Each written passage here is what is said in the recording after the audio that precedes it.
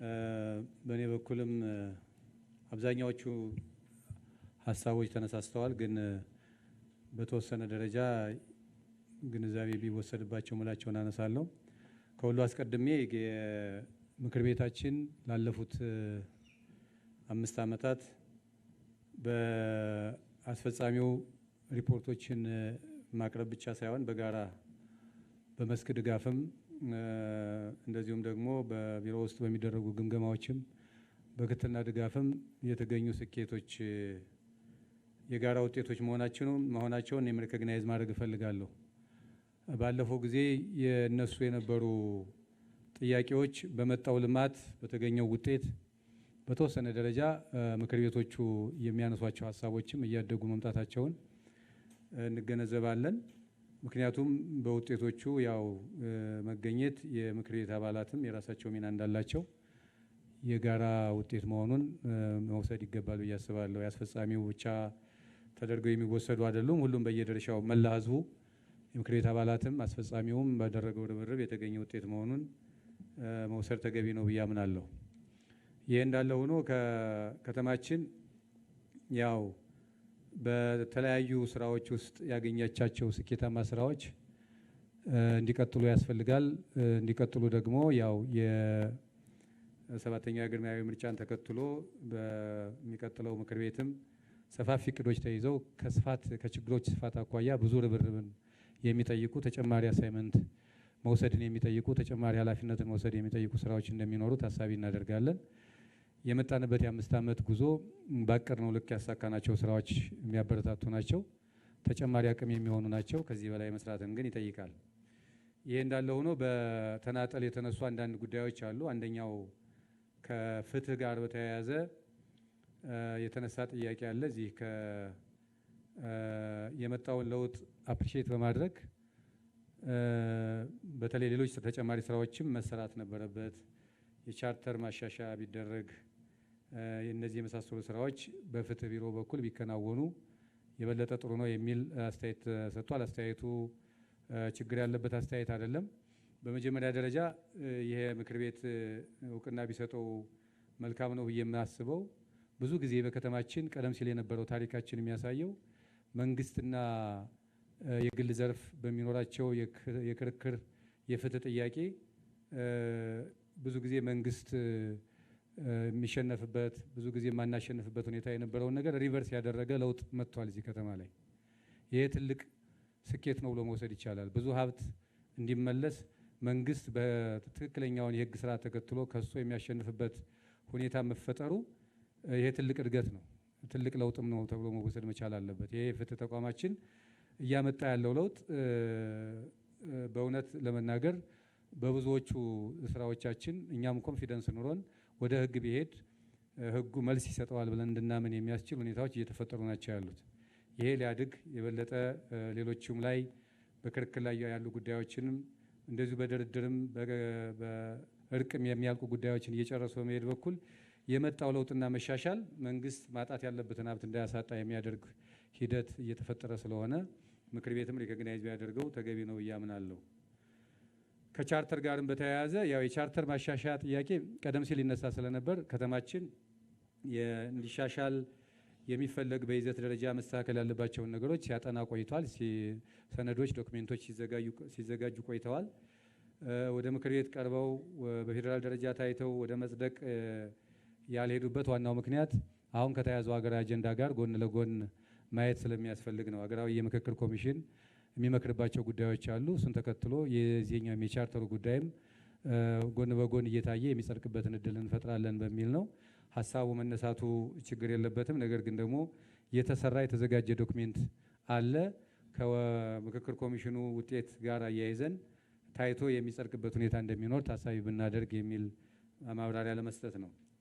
ሁለተኛ ከኑሮ ውድነት ጋር የተያያዘውን በሚመለከት ክሮስ ከቲንግ ኢሹ መሆን አለበት የሚል ሀሳብ ተነስቷል። ትክክል ነው ይሄ ሀሳብ። ግን ይሄ ከተማ ክሮስ ከቲንግ አድርጎታል ብዬ አስባለሁኝ። ምናልባት የኑሮ ውድነትን ስናይ ከሰብል ከጓሮ አትክልት ከፍራፍሬ ዋጋ ብቻ የምንለካው ባለመሆኑ ክሮስ ከቲንግ በመሆኑን ወስደን የምናያቸው ስራዎች አሉ። ለምሳሌ የከተማ ድጎማ የሚያደርግባቸው ስራዎች በአጠቃላይ ለኑሮ ውድነት ለራሱ ለመቀነስ አዎንታዊ ድርሻ አላቸው። የጤና መድህንን ብንወስድ፣ የትራንስፖርት ድጎማን ብንወስድ፣ የሌሎች የምገባ ማዕከላትን በህዝብ ትራንስፖርት በምናደርጋቸውን ድጎማዎች፣ የስራ እድል ፈጠራ፣ በአገልግሎት አሰጣጥ የምናተርፈው ጊዜ፣ የስራ እድል ፈጠራ፣ ብዙ ነገሮችን ማንሳት ይቻላል። እነዚህ ሁሉ በአጠቃላይ ለእኛ ለኑሮ ውድነት መከላከል አዎንታዊ ድርሻ አላቸው። ክሮስ ከቲንግ ኢሹ ይሁን ሲባል በቤት ልማት ፕሮግራም የምናደርጋቸው ስራዎች፣ በመሰረተ ልማት ስራ የምናከናውናቸው ስራዎች ሁሉ የራሳቸው ለነዋሪው የገቢ ምንጭ ሆነው እስካገለገሉ ድረስ ሰዓቱን ቆጥቦ ደግሞ ብዙውን ሰዓት ለስራ እና ገቢ ለማስገኛ እስከዋለ ድረስ ለትራንስፖርት የሚያወጣውን ወጪ እስከቀነሰ ድረስ በቅርብ የግብይት ማዕከላትን የሚያገኝበትን እድል እስከፈጠርን ድረስ የራሳቸው ኢምፓክት አላቸው። ይሄ ነው ክሮስ ከቲንግ ነው የምንለው። እንግዲህ ከተማዋ በአጠቃላይ በራሷ የግብርና ምርት የምትሸፍነው ግብይት የለም። አብዛኛው ከክልሎች የሚመጣ የሸቀጥ ምርት ነው ያለው፣ በተለይ የግብርና ምርት ውጤቶች። ይህንንም ለማገዝ የገበያ ማዕከላትን ማስፋቱ፣ እነዚህ የቅዳሜና እሁድ ገበያዎችን ማስፋፋት፣ መንገዶች ቢዘጉ የመሳሰሉት አስተያየቶች አሉ። አስተያየቶቹ እንደ ነባራዊ ሁኔታ እየታየ መፍትሄ የሚሰጥባቸው ሁኔታ ይኖራል። ስታንዳርድ የማስጠበቁ ስራ ሲሰራ ቆይቷል። ከዚህም በላይ ደግሞ የሰንበት ገበያዎችን እያሰፋን የመሄድ ተደራሽነታቸውን የማስፋት ስራ የመሳሰሉት ነገሮች አሁንም ይቀጥላሉ።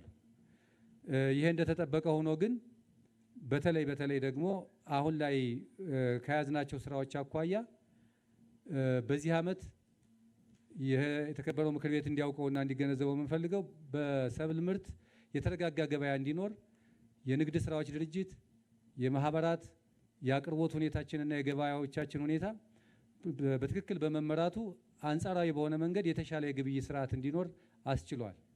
ይህንን ለማስቀጠል አሁንም ምርት የመያዝ ጉዳይ አንዱ አጀንዳ ተደርጎ እየተሰራበት ነው ያለው። የገበያ ማዕከሎቻችን በአሁኑ ሰዓት የምርት ክምችት አላቸው። ማህበራት የምርት ክምችት አላቸው። በንግድ ስራዎች ኮርፖሬሽን አማካኝነትም የምርት ክምችት አለን። ይሄ በተለይ ቫሊዩ አድ አድርገን ወደ ግብይት በምናቀርብበት ጊዜ የራሱ የሆነ አዎንታዊ ድርሻ ይኖረዋል። ግን በአንድ ብቻ በሰብል ምርት ብቻ በአትክልት ገበያ ዋጋ ብቻ ኑሮ ውድነትን መቅረፍ አይቻልም።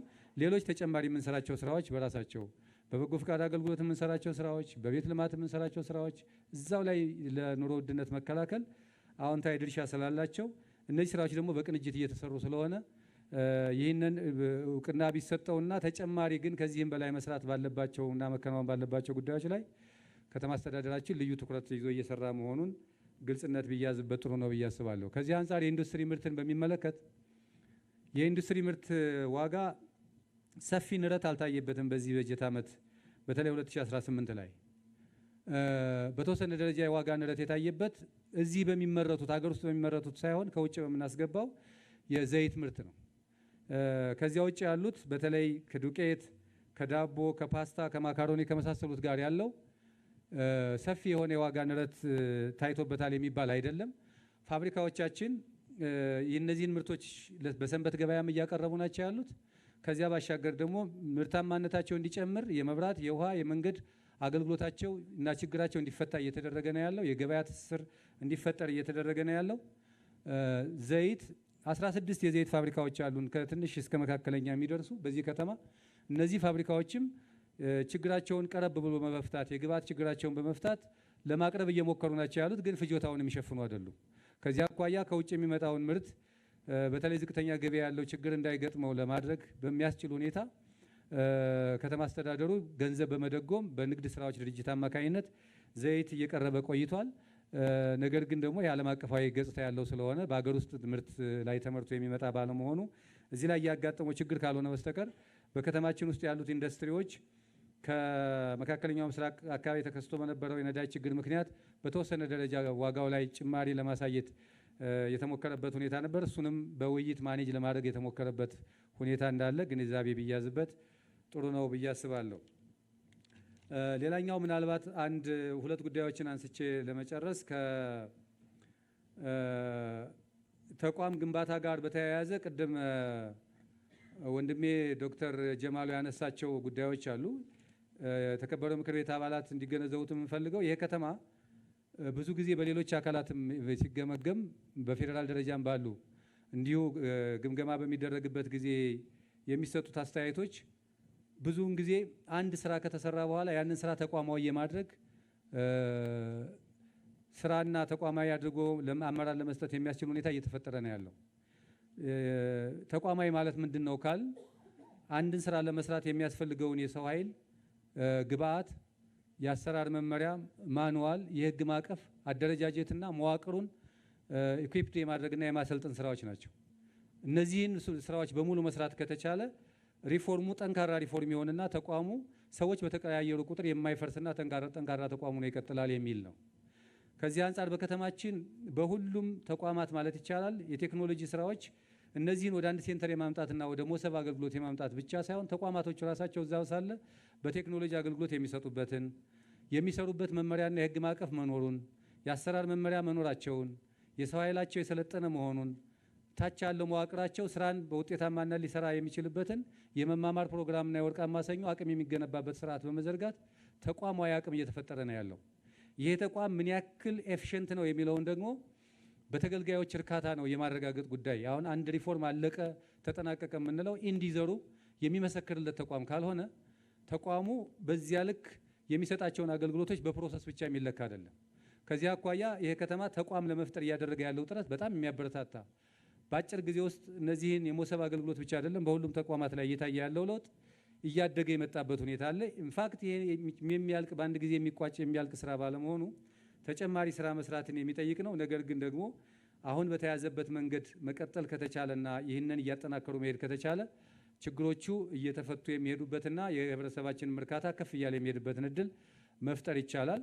በዚያ ደረጃ ቢወሰድ ተቋማዊ ሆኗል የሚለው ተቋማዊ በመሆን ላይ ያለና እየሆነ ያለበትን መንገድ ነው ለማሳየት እየሞከርኩ ያለሁት። ይህንንም ለማድረግ የተሰራው ስራ ውጤት እየታየበት መሆኑን ግንዛቤ ቢወሰድበት የሚል ነው። ከሸድ ልማት አስተዳደር አኳያ አቶ ሚሊዮን እንዳነሳው በነገራችን ላይ ይሄ ከተማ አንዱ ትልቁ ጸጋው ብለን የምንወስደው የተገኘውን ሀብት ወደ ትልቅ አቅም የመቀየር ነው፣ ወደ ዘላቂ አቅም የመቀየር ጉዳይ ነው። ለምሳሌ አንድ ግልጽ እንዲሆንላቸው የተከበራቸው ምክር ቤት አባላት ካከናወናቸው ስራዎች አኳያ በዓለም ባንክ የሚሰጠውን ሀብት ለመጥረጊያ፣ ለጓንት፣ ለጽዳት መከላከያ የሚሆነውን ጭምር ወደ ካፒታል ፕሮጀክት ቀይረን የመስሪያ ቦታ ህንፃዎች ነው የሰራ ነው፣ ሸዶች ነው የሰራ ነው። 2 ተከታታይ ዓመታት እንደዚህን ግንባታዎች አከናውነናል። እነዚህ ግንባታዎች የማኑፋክቸሪንግ ኢንዱስትሪውን ሊሸከሙ የሚችሉ ለስራ ዕድል መፍጠሪያ የሚሆኑ ትልልቅ ግንባታዎች ናቸው። ባለ 4 ወለል ህንፃዎች ግራውንድ ፕላስ 4 ናቸው። ባለ 5 ወለል ማለት ነው ህንፃዎች ነው የተሰሩት። ሸዶቹ ግን ቀደም ሲል የነበሩት በቆርቆሮ የተሰሩ የፈራረሱ ሸዶች አሉና አሁንም እዚህ ከተማ ላይ እነዚህን ማፕ አድርገናል። ወደ ክላስተር ልማት እያስገባናቸው ነው ያለነው። ጥናት ተደርጎባቸዋል። ወደፊት አቅም በፈቀደ ልክ ወደ ትልልቅ ግንባታዎች እየቀየር ዘላቂ የክላስተር የኢንዱስትሪ ማዕከል ሆነው እንዲያገለግሉ የሚያስችል ስራ እንሰራለን። እንደተባለው ብዙ ቦታ ላይ ማቴሪያላቸው ተልከስክሶ ጽዳት የሌላቸው የሚታይበት ገጽታ አለ። በተለይ ቀደም ሲል ኮንዶሚኒየም ሲጀመር የነበሩ የብሎኬት የታይል ማምረቻ የነበሩትን እነዚህ አካባቢ ያሉትን የድንጋይ መጥረቢያ የነበሩትን ሁሉ አሁን እነዚህን ሰብሰብ በማድረግ የክላስተር ልማት እያለማንባቸው ክላስተር እየሆኑ የሚሄዱበትን አሰራር ተዘርግቷል። ይሄ ተጀምሯል። በዚህ ይህንን አጠናክሮ በመቀጠል በዘላቂነት የምናለማበት ሁኔታ እንደሚኖር ታሳቢ ቢደረግ ለማለት ነው። አመሰግናለሁ።